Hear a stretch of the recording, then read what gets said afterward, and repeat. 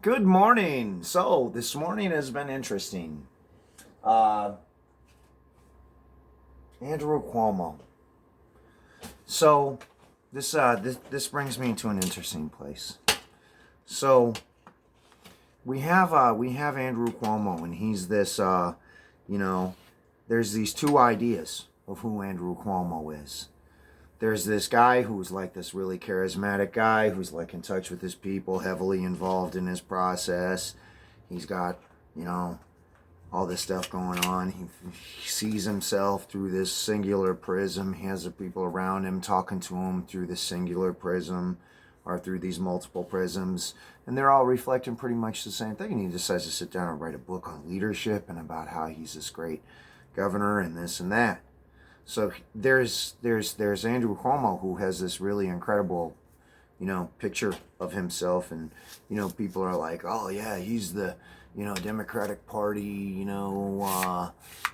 future and all of this and that. And there's like this really big vision of who this guy is. But if you look at who he really is, he's a total fucking shitty governor who fucking kills his fucking people. He's incompetent. And he's just not capable. If you look at his liberal policies compared to the open policies of DeSantis, he just doesn't compare, like, in any way whatsoever. People are freer, they're happier, more employed, money, just everything's better. Just like in general, like not just by like a little small measure, but like by several multiple measures. I watched them scope all of this out. So, Andrew Cuomo is this person who sees himself as a celebrity, but he's just like a failure if you look at his empirical data on what he's accomplished as governor. So, I mean, that's just me having a minor opinion of this person because I don't really know all of these things. Honestly, at the beginning of the pandemic, I watched a lot of Andrew Cuomo stuff. I liked how he was in touch with everybody. I can't say that I agree with all of the policies, but I can't go back and criticize all of that. All I can say is what we should be doing right now.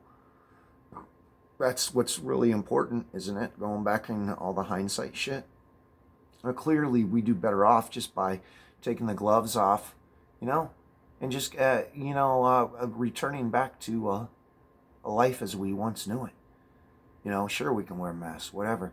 But the people lost in their own fear, it's irrational. It's not really a rational fear. It's self-limiting behaviors that are coming from these people, and their unhappiness is derived from poor choices in self.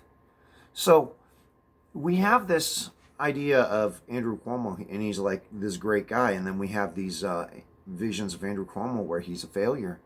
And it really depends on what you want him to do. If you want him to run a late night TV show, he's probably going to be fucking great at what he does. But if you want him to really step in and perform as a governor, that's probably not going to work out so much. So it's just a matter of uh, looking through the lens of things. And you have to remember, Andrew Cuomo, man, every time he comes up to you, he's going to be bringing his leadership book and bobbling about how great he is and asking you if you want a signed copy and, you know, what you think about who's going to run in the next, just all this shit. And it's just like, it's just where he's at in his own self-impression, whereas you might have a completely different impression of this guy. Yeah, the trick is never to be confused by that guy. I don't want to read anything in his book. I don't want to talk about any of the chapters. I don't want to hear about his policies as far as this or that is concerned. I don't want to hear any of that.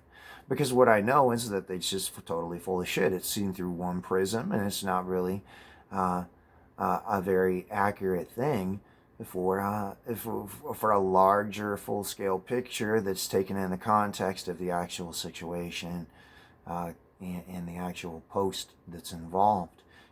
He might be a great celebrity, but he's just not a great governor, just in my opinion, anyhow.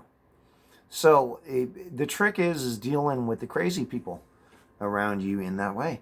They're going to come to you. They're going to want to talk to about themselves. They're going to want to tell you their achievements, all these great things that they've done. But you have to remember that's only one perspective of who they are. And this is reflected pretty much across the entire board as far as people who are lost in psychopathy and narcissism and narcissistic personality disorder. That's just how they behave. It's just what they do, and they're everywhere. And they're all screaming at you about how they're wrong. But you're not really wrong. That's just their opinion of you. Empirically, you're right. But they get that wrong voice and they keep screaming and they keep screaming and they keep screaming. And I need to reemphasize something right now. And this is really, really important, especially because of where we are in this process. I need to emphasize the idea of togetherness and working close. You cannot allow the minority to continue to be killed by the majority. That's a dismissal of Republican rights. You cannot violate the civil rights of other human beings. People can scream and holler about democracy and the power of democracy. That is not the same thing as the mob and the validation of the mob. Those are two different things. When you talk about the power of the democracy, that's with respect to the human rights of the people around you that are defined by our Constitution. If you're ignoring that, you are in fact not democratic, but dictatorial. And the people around me don't understand those simple fucking ideas. Just like Andrew Cuomo doesn't understand he's maybe not such a great governor. He could go on his whole life, destroy our entire country as our president, bring it down, and probably think he's the best fucking thing on the fucking planet since fucking sliced bread. It's just it's the headspace of all this. You know? So we gotta work together. We gotta work together. You know, the thing is, divide and conquer. Do not allow the division. The division is your enemy. The division means that your end is near. We have to find a way to come closer together, providing more support with a centralized support system. I absolutely believe that is necessary. Otherwise, the minority will be crushed by dictatorial democracy. You got to help the people who are getting wasted. You got to grab your soldiers off the fucking battlefield when they go down, man. You got to go out for them. I know it's scary, but you got to go get them. We can't leave anybody behind. You don't believe in micromanagement. I'm telling you, the people on the other side do. And if you don't do it, you're allowing an enemy to exploit a tool which you're not willing to use over stubbornness.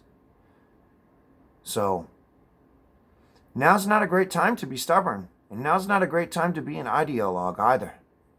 Now's a great time for action. Action.